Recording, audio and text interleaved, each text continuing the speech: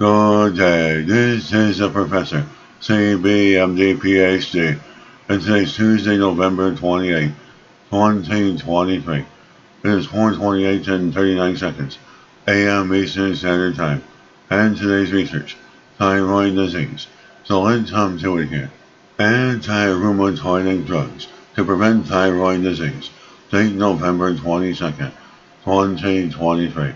Source, Karolinska Institute.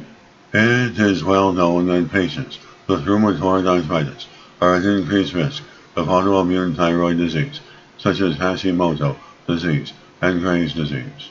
While patients with rheumatoid arthritis are usually treated with immunomodulatory drugs that affect the immune system, such drugs are rarely used in autoimmune thyroid disease. Instead, such patients are treated with thyroid hormone to compensate for the changes in normal thyroid function and accompany autoimmune thyroid disease. The researchers in the current study wanted to investigate whether immunomodulatory drugs that reduce inflammation in the joints of patients with rheumatoid arthritis might also reduce the risk of these patients developing autoimmune thyroid disease. As previous studies in mice suggest, the so-called DMARDs, a type of immune modulatory drugs used to treat rheumatoid arthritis, can reduce inflammation in the thyroid gland. Still, knowledge of whether this effect also applies to humans is limited.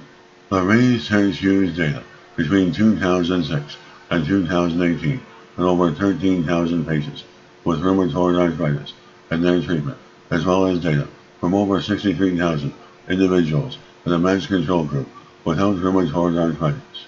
The researchers found the risk of developing an autoimmune thyroid disease among rheumatoid arthritis patients was lower after their onset of the rheumatoid disease than before diagnosis.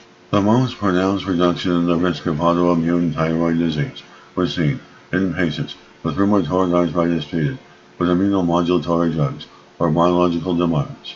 And these patients at risk of autoimmune thyroid disease was 46% lower than in the control group without rheumatoid arthritis.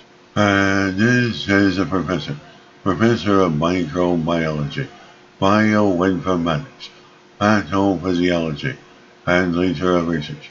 This video was created for educational purposes only. Hope you enjoyed listening. Until next time, have a great day.